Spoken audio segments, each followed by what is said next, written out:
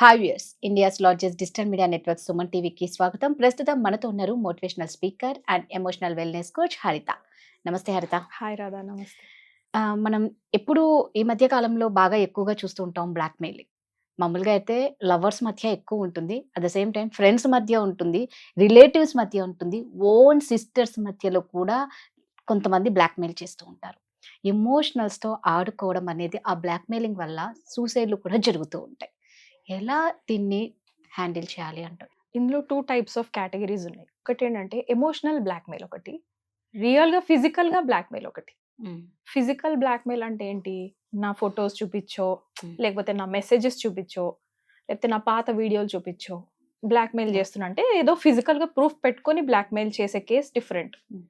Emotional blackmail ఏంటంటే secret share చేసుకుంటారు రాదా. ఒక 10 years back, 7 years back share చేసుకున్నవి ఆ మనిషి మారిపోతారు, ఈ మనిషి మారిపోయారు. బట్ ఇప్పుడు వీళ్ళని చూస్తే జెలసీ వస్తుంది. రైట్. ఆ జెలసీ అనే ఎమోషన్ని వీళ్ళకి హ్యాండిల్ చేయడం రావట్లేదు. Then what they will do is blackmail. ఎందుకంటే ఎక్కడో వీళ్ళ డెఫినేషన్ ఆఫ్ సక్సెస్లో అలాంటి లైఫ్ నేను లీడ్ చేయాలి కదా, కానీ నేను చేయట్లేదు, తను చేస్తోంది ఏంటి అనిపించినప్పుడు వీళ్ళు వెళ్ళి వాళ్ళని ఎమోషనల్ బ్లాక్మెయిల్ చేయడం స్టార్ట్ చేస్తారు. ఎట్లా అంటే వాళ్ళు జరిగిపోయిన సీక్రెట్ ఏదో 15 ఏళ్ల క్రితం షేర్ చేసుకున్నవి ఇప్పుడు తీసుకొచ్చి నువ్వు నాకు ఈ పని చేసి పెట్టకపోతే నేను నీ సీక్రెట్ నీ భర్తకు చెప్తా. కానీ జరుగుతున్నాయి రాదా. ఎంత నమ్మి సీక్రెట్స్ చెప్పాము అనేది నిజంగా వినే వాళ్ళు చాలా కేర్ఫుల్ గా ఉండాలి. మిమ్మల్ని మీ దగ్గర చెప్పినారు అంటే ఎంతో నమ్మే పాపం వాళ్ళ పర్సనల్ సీక్రెట్ చెప్తారు.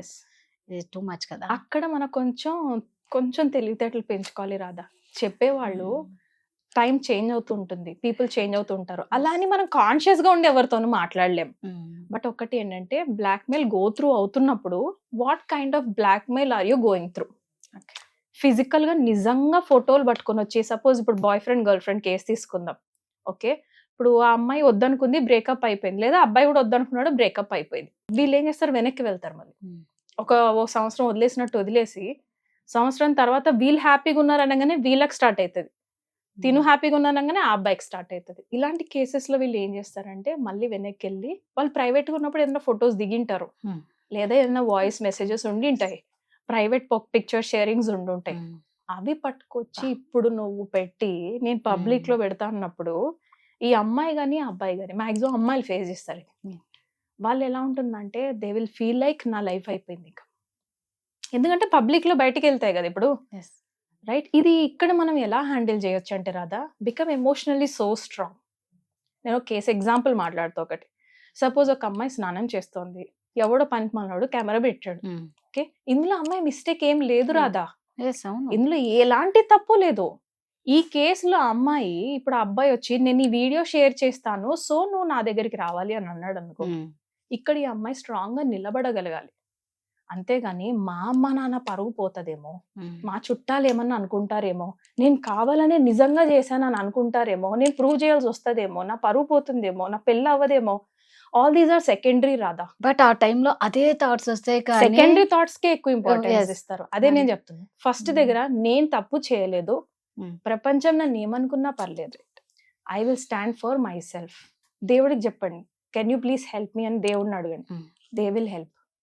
గాడ్ ఖచ్చితంగా హెల్ప్ చేస్తాడు. ఇలాంటి మంచి వాళ్ళని ఆ టెంపరీ ప్రాబ్లమ్స్ వస్తాయేమో కానీ permanently they will feel happy life, they lead a happy life, no problem with that.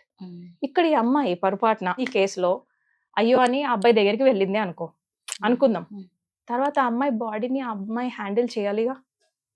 ఇప్పుడు వాడికి అసలైన ప్రూఫ్ దొరుకుద్ది.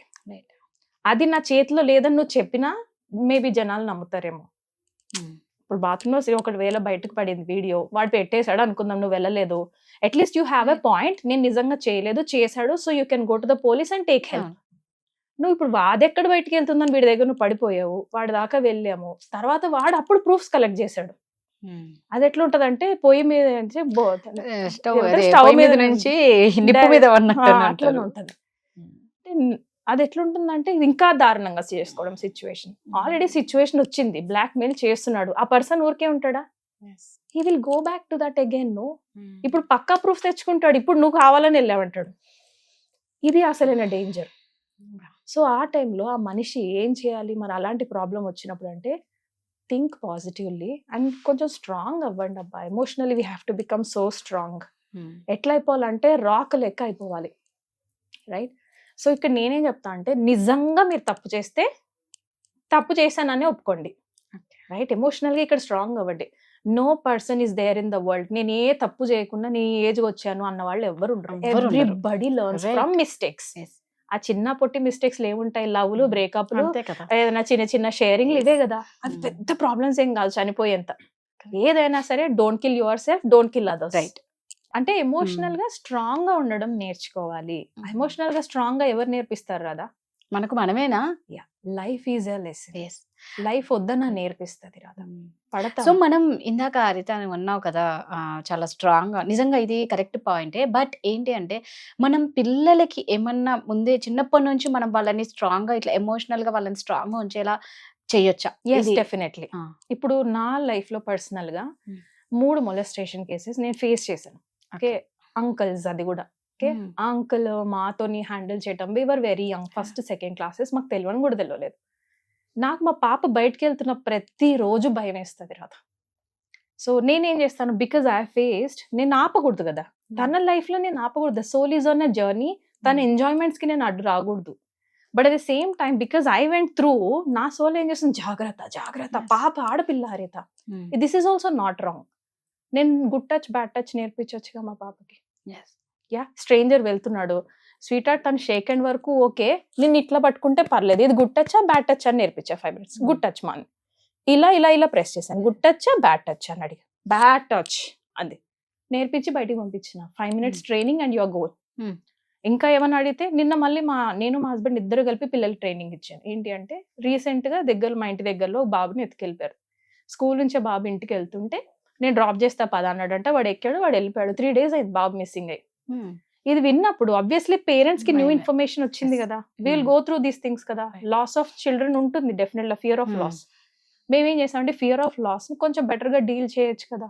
పిల్లలు ఇద్దరిని పిలిచి, ఎవరన్నా మేము స్కూల్ నుంచి ఇంటి దాకా డ్రాప్ చేస్తాం రండి అంటే, మీరు ఇద్దరు ఏం చేస్తారు అని అడిగాం. ఫస్ట్ మేము నడుచుకుంటూ వెళ్తాము అని చెప్తాం. అచ్చా, good, that have already learn the lesson.